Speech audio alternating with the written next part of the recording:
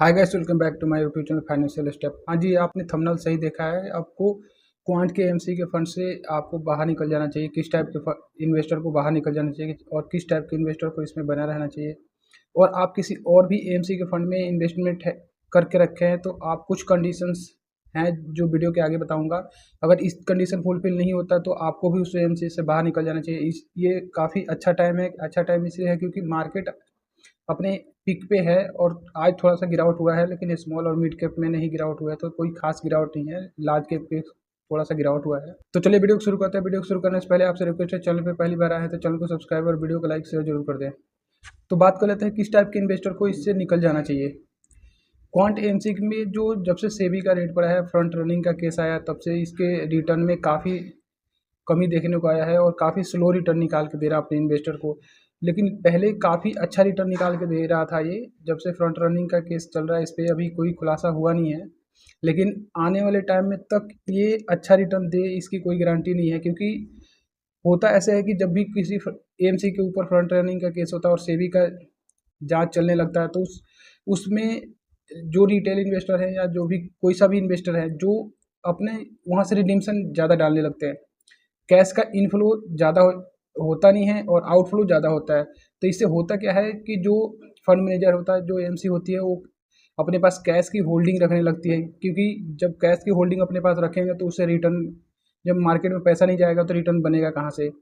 तो ये होता है कि कैश की होल्डिंग बढ़ा देते हैं और थोड़ा सेफर साइड जाने लगते हैं। सेफर साइड मतलब कि थोड़ा लार्ज कैप में एक्सपोजर बढ़ा देते हैं, स्मॉल मिड से कम कर लेते हैं। तो इससे रिटर्न काफ़ी स्लो देखने को मिलता है और ये हो सकता है आने वाले 1 डेढ़ साल तक ऐसे चले। क्योंकि ऐसे ही फ्रंट रनिंग का किसी भी एमसी पे चलता है तो फिर वो 1 डेढ़ साल तक, जैसे एचडीएफसी में चला था तो वो भी 1 डेढ़ साल 2 साल तक उसके फंड्स के भी परफॉर्मेंस सही नहीं रहे।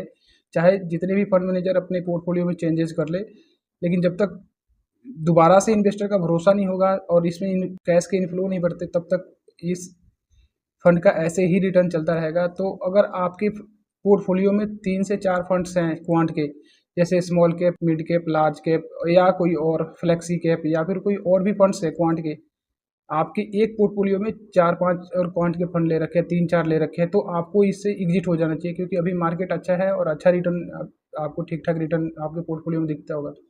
तो आपके अगर 3 4 फंड हैं तो उसको एग्जिट कर दो, आप एक फंड्स के साथ चल बने रहो। इससे आपको लॉन्ग टर्म में ये क्वांट की एमसी भी अच्छा रिटर्न निकाल के दे रही थी। सभी एमसी से अभी उभरता हुआ काफ़ी ज़बरदस्त एमसी है और इनके फंड्स भी काफ़ी अच्छा रिटर्न निकाल के दे रहे हैं इन्वेस्टर को।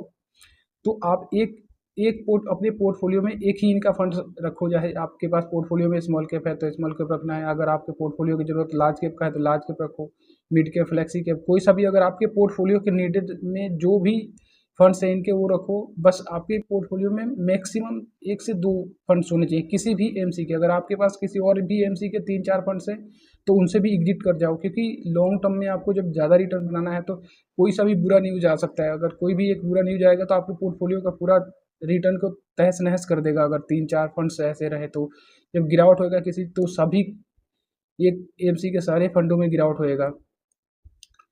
तो आपको किसी भी एमसी का एक से ज़्यादा फंड नहीं लेना चाहिए। मेरे अकॉर्डिंगली तो एक से ज़्यादा फंड आपको लेना ही नहीं चाहिए। अगर आप नहीं चाहते तो थोड़ा सा एक फंड्स और ऐड कर सकते हो, मैक्सिमम 2, इससे ज़्यादा नहीं लेकर सकना चाहिए। और फ्यूचर में आपको ये अच्छा रिटर्न बना के देगा। अगर आपके पोर्टफोलियो में एक फंड है इनके तो आपको इसमें बने रहना चाहिए। और क्योंकि लॉन्ग टर्म में ये एमसी आपको अच्छा रिटर्न निकाल के देगी और इनके काफ़ी ज़बरदस्त पीछे रिटर्न निकाल के दे रहे थे ये, तो आने वाले टाइम में भी आपको अच्छा रिटर्न निकाल के देंगे। और किसी भी एमसी के आप एक फंड लेके चलें, एक ही फंड आपके पोर्टफोलियो में रहेगा तो उससे अच्छा रिटर्न निकाल के मिलेगा। क्योंकि अगर लॉन्ग टर्म में कोई बुरा न्यूज़ आता है, क्योंकि ऐसा कोई फंड्स होता नहीं है जो कि हमेशा आउट परफॉर्म करेगा, कुछ ना कुछ उसके बुरे टाइम आते हैं जबकि वो अपना अच्छा रिटर्न बना के नहीं देता है। तो ये बुरा टाइम हर एमसी के साथ आता है, चाहे क्वांट हो, चाहे एचडीएफसी, एसबीआई की कोई सा भी हो, एक्सिस हो, सभी के साथ आता है।